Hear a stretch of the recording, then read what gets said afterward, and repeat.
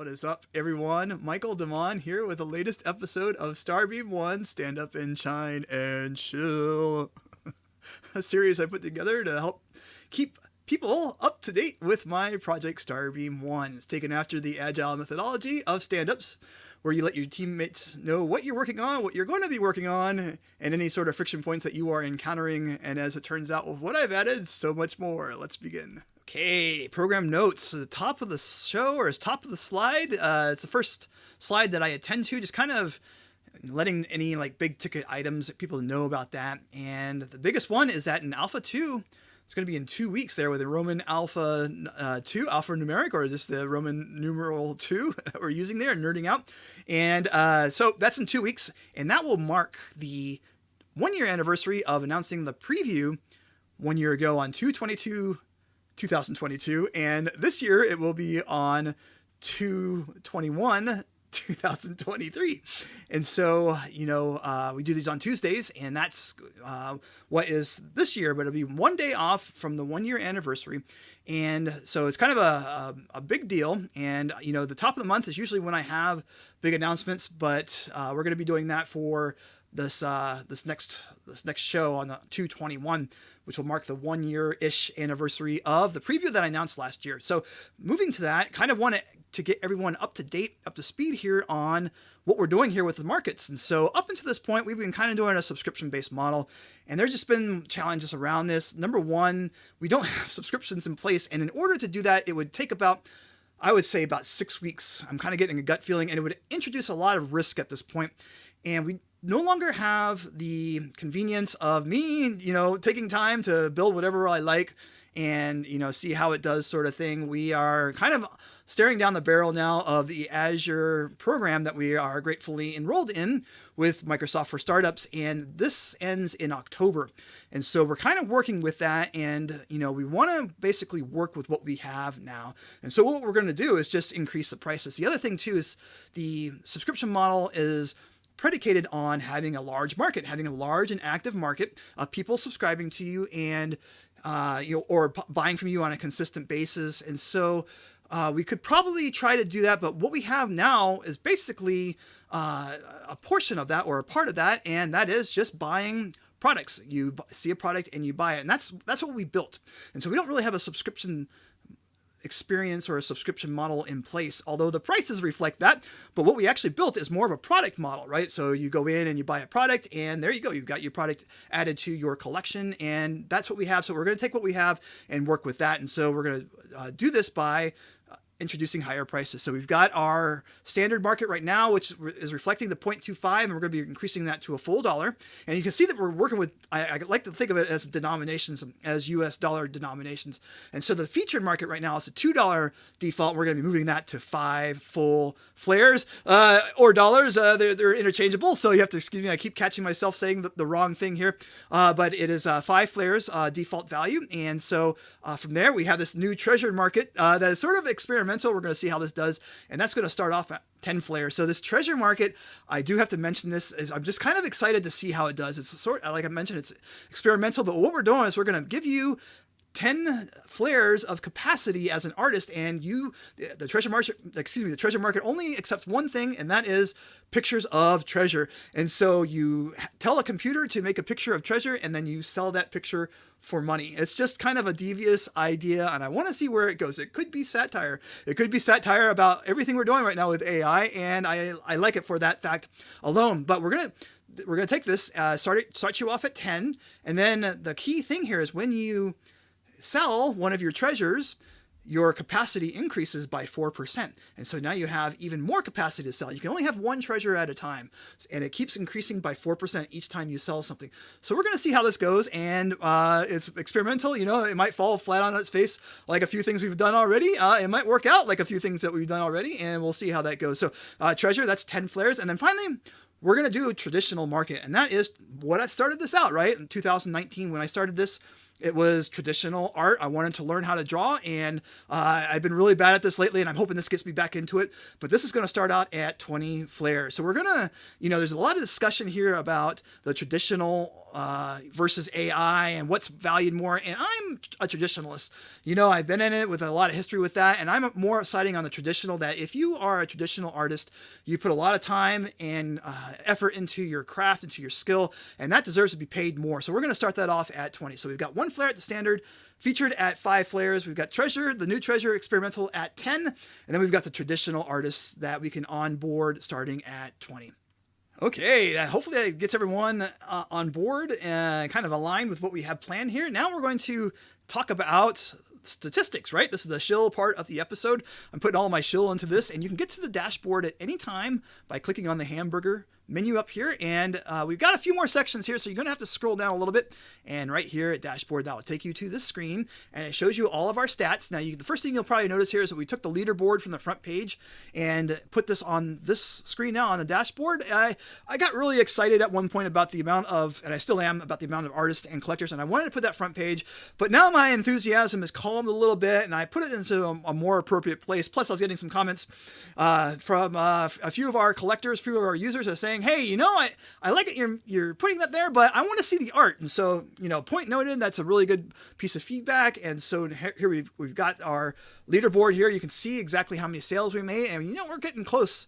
We're getting close to 1,000 here for sales volume, and I'm hoping for the 1-year anniversary here in 2 weeks, we will have reached over $1,000 of flares of one flare of volume that we have reached of, which would be $1,000. And so our sales, you know, the other thing too is that this 0.25 that we've been using, it's a low amount, but we've been able to kick off a lot of sales operations. And if you're a developer, if you're in software, anything that goes on with software, that's 1,000 plus times or 1,740 times that something can go wrong, and nothing has gone wrong majorly. That's you know, there was one thing that went wrong, and that had to do with our Coinbase, and that actually was a deposit. That was not a sale. Oh, we had a problem with the new capacity, and I did not account for when a sales profile did not have a capacity account, and it threw an error. But that was the only time we've had a problem. Everything else has worked exactly as designed, so that's awesome. So so there are some benefits of selling at a lower price. We've got a lot of experience there and a lot of traction there with our sales, and we can see with a lot of history there. So now just scrolling through here, you can see that our visitors, we have been reaching over 5,000 over the past month, and this has been really amazing to me. We've got 5,000 visitors over the past month. We're way over 1,000 per week right now, and we're averaging about 150 to 200. These past 2 days have been slow because we had a really big sales day on Sunday, I believe it was, and we reached 50 flares of volume for the first time. So that was amazing. And since then, it's been dead. It's just been completely quiet since then, but I'm okay. I'm okay with that because, you know, it just gives us a time to relax and kind of chill, because it's like, for me personally, when we're making so many sales, it's really exciting and hugely distracting. So I'm getting okay with that, just having a little bit of lull after a big event like that. Oh, the other thing too is that you can see that we have our user accounts over 100 now. So we have over 100 user accounts, and I also updated these stats here to delineate between our user accounts and our user identities. So we had, before we were just showing our identities, and it was a little bit higher because a user account can have multiple identities tied to it. And so I wanted to get that in there so you can see, first thing, the user accounts is how many members that we have, how many human beings we have using the system. And so just kind of going through here, Twitter is still overall our biggest provider there. And excuse me. And then I'll move to production. And so we've got our issuances. We're over 1,500 issuances, over 2,000 licenses, and we're doing about 20 to 50 per day right now of licenses. And I'll just move down to sales here real quickly. We've got 20, kind of a slower day right now, but 15 is still pretty good, right? Our average 30-day average volume right now is hovering around 20. So if you can remember, like a month or even a month or 2 months ago, we were like $1, right? We were $1 or 1 flare a day. And now here we are. I mean, it's just really amazing the progress we're seeing here. And so kind of, you also see that we got resales going on. We've got 40 flares of resales that are happening thus far. We've got, 28 in the past week. So people are starting to really gravitate towards that and see that. And finally, the one thing I want to mention here is withdrawals. We have paid out $200. It's measured in flares here, but we've paid out $200 to artists. So we've got 16 withdrawals again. 16 times something can go wrong and haven't. We sent out to artists and we have gotten people paid. So that is awesome. That's really an awesome thing that we have here. And I'm just going to scroll here. And I did this earlier today, and it should be okay. But scroll, make sure that this number here is 0, and it is. Ooh, I just feel like I ran a marathon and I'm already losing my voice. I need to do these more than twice a month here. And speaking of which, it's been 3 weeks and I really got nothing done. I got nothing done when I was supposed to be getting done, like I said last show, and that's supposed to be the treasure market. I was supposed to be working on the treasure market. Didn't even get close. It's been just one thing after another with just things that pop up, really viable things, or really, understandable and important things, such as export transactions. Hey, we're doing our taxes and we want to see how many transactions we did last year. And so that had to be implemented. We got that done. And then there's things like, private descriptions now. So, again, artists are being really creative with how they produce products. And so now we have the ability to provide a longer description for the private purchase product than the description that you see on the storefront. So we got that done. And then we've got resale acknowledgments. It's just one thing after another here, like, hey, as artists, when we sell something, we can go to the sale and we can thank the purchaser directly. We can acknowledge the purchase, and that's not available for resale. So I had to spend about a day doing that as well. And then everything else has just been, fixes and anything else that pops up. And we'll get into a little bit with the next slide here. All right. Well, what am I doing? I got the words are kind of bleeding into my face here. I'm working on the product grid. So one of the big pieces of feedback we've been getting, and it's been consistent. I believe it was 4 people over the course of 3 days mention something about the product grid, which is not as cool as the grid that's on the front page. The front page is nice and pretty and big and has a nice action button there, and everything else that we use in the website does not do that. And so I'm going through the grid right now, and I'm making a product grid that's like the front page that you can scroll through and remembers your state and things of that nature. I'm hoping to have that done tomorrow. I've been working on that for the past day and a half. And it's just really important, right? Because it's sort of number one, when 3 or 4 people mention something within the span of 2 or 3 days, and it's sort of one of those things that gets my attention. Like, if they're saying something, everyone else who isn't a member, that's probably what they're seeing and they're leaving, sort of thing. And that's, you want to make it so that people stay, they have a pleasant experience, and this will help tremendously with that. And so after that is market calibration configuration with our 4 new markets. And we're going to be adding the traditional first, and that will be a priority. So we'll have standard feature, because I'm getting kind of nervous about the time, how much time we have left, even though the schedule says we have like 3 or 4 days of wiggle room here. I'm still getting nervous. It's just 2 weeks away, and I want to have all this done by the 1-year anniversary. So we'll have standard, featured, and traditional. And then I'm going to try to add the treasure on after that, because, it is experimental and it's not so critical in my mind. And so that's next. And then the other thing I want to do is email policy. So right now, emails are not required, and I've mentioned this on other shows before, on other episodes, and I'm going to make it required. So just be aware of that when you sign up after Alpha 2, or even before Alpha 2. Probably want to get that tested a little bit before then. But you will be asked for your email address, and you will have to confirm that, and that will help out with things, number one, security, but also with support. So right now our support expects an email, and we want to make sure that the email that someone is contacting us with support lines up within the database. So that's really important, again, getting back to security. And then finally, there is the announcements. So we're going to make some adjustments to our announcement bot so that number one, I might make another account on Twitter to send all the announcements to. I'm still debating with myself on that, because it's really the only content we have right now with our Twitter feed. And so there's that. And also with Discord, there's been some conversation already, like, well, do we want to have all those announcements in our Discord? So I'm going to think about that. But there's some other things that we need to have done around that, and I'll be working on that accordingly. Friction points, man, I'm already chewed out on my voice. I'm just going to try to power through this, see if we can make it. So, same thing here. We've got some movement here with Resharper Performance. Resharper has got done with this task that they have assigned for this, and I'm confident, but still suspicious. We'll see how that works. And so that should be done here in the next week. So I'll try that out, and then hopefully next slide I'll have this updated, so you will know more about that then. The other thing is, I think I mentioned this last show, is Razor Performance, and that's still a thing. and David Wengier. my last name is Damon, and people pronounce it Damond or Damond. So hopefully I got your name there correctly on with that pronunciation. And he's been really responsive, very helpful on this GitHub thread that I posted last week in the comments on YouTube, and I will do that the same here. And so we're having a discussion. We're aware of all the things that are happening with Visual Studio, and it's really weird because these past 2 days, I don't know what it is. It must just be a particular thing about Razor files that I'm opening that really just causes a lot of grief on my machine. But these past 2 days have actually been okay.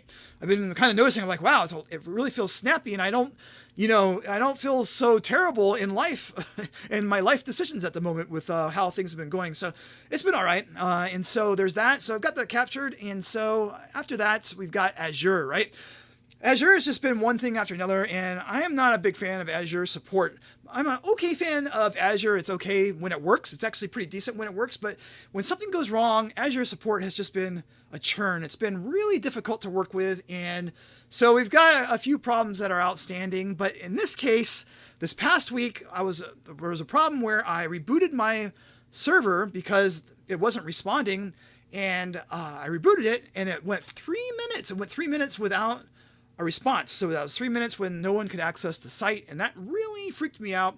And so I opened up a ticket about that. And so at one point there was, we were talking about it, and it was getting escalated, and they're talking about getting it escalated. And it was, there was a mention of, you should add this to our feedback site. Well, I replied to this, and this is a common thing with Azure support, is that they suggest adding to feedback. Well, if you go to Azure feedback and you look at their completed tasks, you can filter by completed tasks. They have over 5,000 items that are listed there. They've got 5,000 items of feedback before you filter, and then after you filter the completed, there's only 200. So it's like is that a 4% or 1% of it's a 4% success ratio. And so it's not very impressive, right? And so now you're asking me to add to that.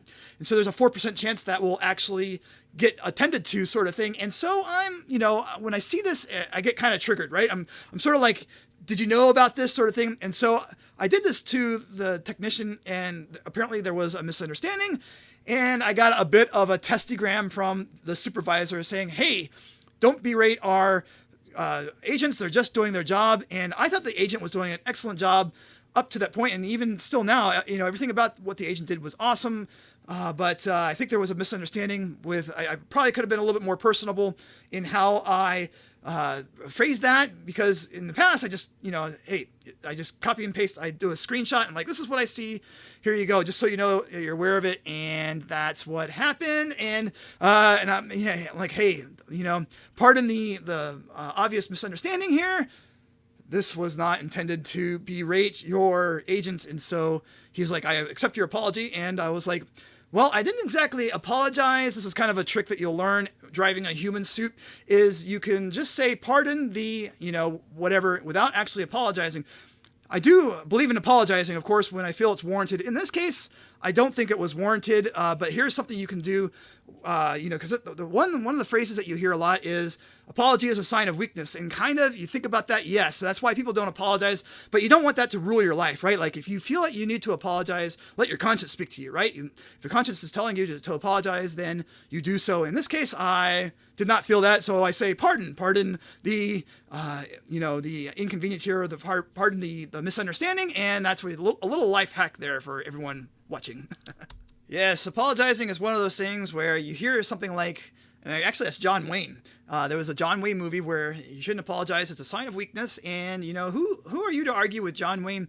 You should know when to apologize, but don't be so quick to do it, And I think growing up as a kid, one of the things I've always done was, I'm sorry. And it's something that you have to be mindful of and cognizant, because it does make you look weak if you're just doing it constantly and that's all you say, especially when you keep acting like a inconsiderate person afterwards. It's just meaningless. So you just have to know when to apologize, but also, if you don't feel like you need to apologize, that's also okay too, and just say pardon. Okay, moving along here, getting into effectiveness level. Morale, I'm feeling really great right now. All things considered, there's a lot of fires right now, but all things considered, I'm putting myself at an 8 out of 10. And just so everyone knows here, just whenever, we go through these I'm just kind of going through these different spectrum of feelings for effectiveness, and these are how I feel, essentially. And so we start out here with morale. Next is technology, and there's a lot of fires there, but we're fighting through them, right? And so getting back to David there on the Razor thread there on GitHub, we're just fighting through it, we're chipping away, and I'm feeling better, especially these past 2 days where it's just like, wow, it doesn't really feel so bad right now. What happened? I'm just trying to figure that out. So, little bits and pieces, we're getting through it. Marketing continues to be a struggle, and this is 6 last time. I'm putting myself 5.5. I still don't understand it. I'm hoping to have an epiphany here at some point and have a little bit more luck. It's just 5.5. And also what's really cool right now with the starbeam.one Discord is that we have a marketing channel and everyone's facing the same thing. So it's just like, oh yes, okay, great. There's someone else that feels and shares my anxiety and pain here. So we're kind of talking ourselves through it here. Finally, in support, feeling good about this. As always, have been a lot of support tickets and, knock on wood sort of thing. But when there is a support ticket, I'm feeling okay. There haven't been any testigrams on my side yet. This is support to someone who's reporting to starbeam.one, not the other way around, as I was mentioning in Azure earlier. So feeling good with support. Woohoo!